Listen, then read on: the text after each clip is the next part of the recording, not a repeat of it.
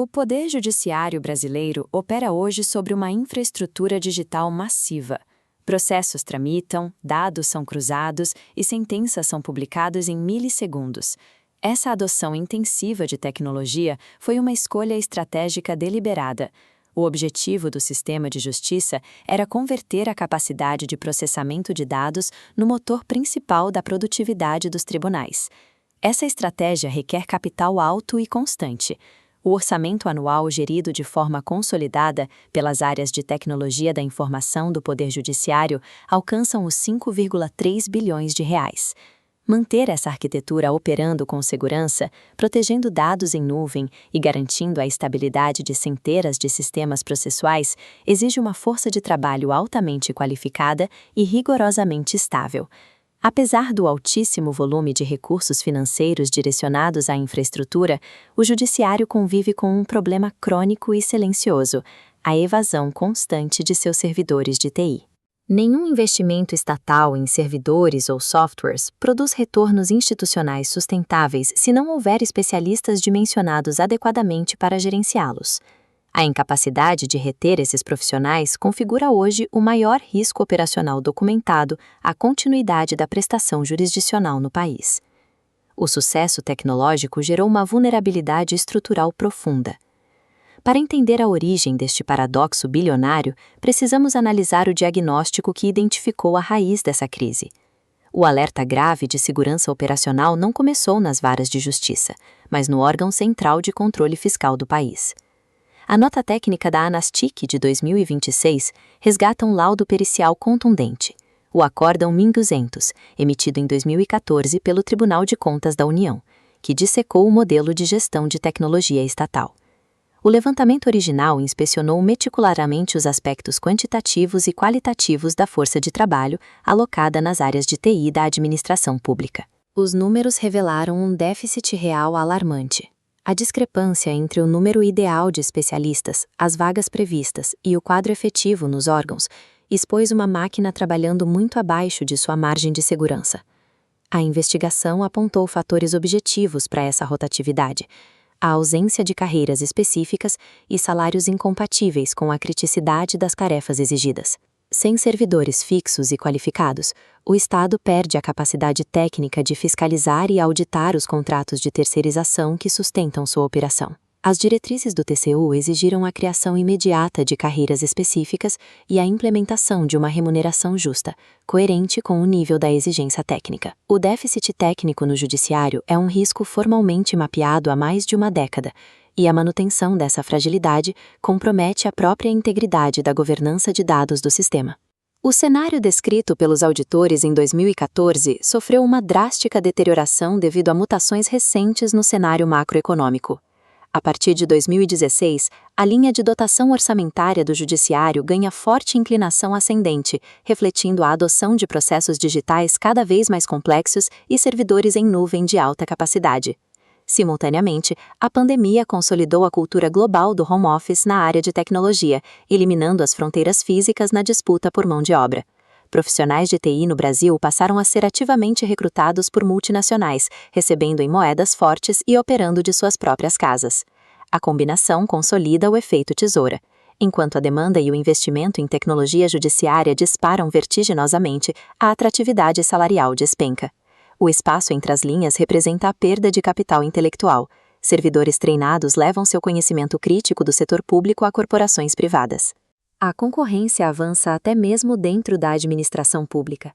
Tribunais estaduais criaram gratificações próprios para reter talento tecnológico, esvaziando ainda mais os quadros da Justiça Federal e eleitoral. O Poder Judiciário opera num mercado competitivo de inteligência, utilizando contrapartidas financeiras obsoletas, perdendo diariamente especialistas vitais. Diante do risco comprovado de ruptura do serviço, o Conselho Nacional de Justiça precisou traçar normas imperativas para estancar o êxodo. A Estratégia Nacional de Tecnologia da Informação e Comunicação, ciclo 2021 a 2026, define as metas obrigatórias para a modernização contínua dos tribunais. O artigo 26 obriga as administrações a aplicarem ações eficazes contra a evasão de técnicos. A ferramenta desenhada no Conselho para essa mitigação é a GAPIC. O guia oficial que acompanha a regulamentação lista a criação dessa gratificação como prática técnica urgente. A urgência de adoção forjou um consenso institucional amplo. O modelo possui o endosso oficial de colégios de presidentes de tribunais eleitorais, regionais do trabalho e do Conselho Nacional do Ministério Público. A GAPIC foi desenhada como um instrumento de retenção planejado para manter o conhecimento técnico crítico dentro do quadro permanente do serviço público. Sua aplicação transcende debates orçamentários. Implementar a gratificação é a execução estrita de um mecanismo de conformidade e defesa administrativa determinado pelo próprio CNJ. A exoneração de um servidor experiente na divisão de banco de dados resulta na interrupção imediata dos ciclos de manutenção e atualização do sistema. Ocorre a diluição instantânea de anos de memória institucional. Arquiteturas de código e defesas de rede perdem as únicas mentes capazes de atualizá-las. Inicia-se uma reação em cadeia. A saída de um técnico transfere seus chamados aos servidores restantes. Essa sobrecarga degrada o ambiente, acelerando demissões. Sem monitoramento adequado de incidentes, essa falha de retenção abre um vetor direto para ataques e cibervulnerabilidade. A consequência física dessa cadeia de omissões atinge a base, o cidadão. Sem sustentação, plataformas caem, intimações expiram no limbo virtual e a justiça simplesmente cessa de funcionar. O custo de manutenção dessa gratificação é menor do que as perdas econômicas e sociais geradas pela queda prolongada dos sistemas judiciais nacionais. Tolerar o atual fluxo de evasões caracteriza a incorporação voluntária de um passivo de altíssimo risco na conta das presidências dos tribunais. A busca por economia no contra-cheque das equipes de tecnologia embute um imposto oculto implacável, o risco iminente de paralisia completa do judiciário brasileiro.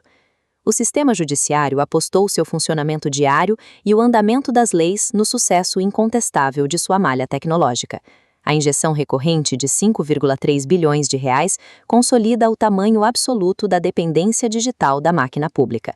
A regulamentação da GAPTIC opera como o instrumento necessário para proteger a efetividade desses 5,3 bilhões de reais investidos.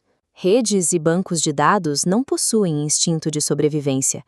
Reter o elemento humano especializado dita se a tecnologia continuará sendo uma solução sistêmica ou se tornará o vetor de um colapso orçamentário. O impacto nos cofres para efetivar essa estabilização de talentos mal interfere na planilha de investimentos, mas garante a integridade e a celeridade dos milhões de processos ativos do país.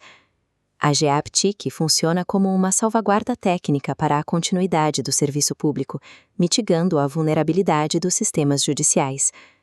Para concretizar as ambições do judiciário em um mundo conduzido pela inteligência artificial e pela integração em nuvem, o Estado precisa proteger imediatamente o capital humano que assina e protege seus códigos. Estabelecer permanentemente essa valorização fecha a fissura diagnosticada há anos pelos órgãos de controle. É a etapa final, estrutural e inegociável para resolver de fato o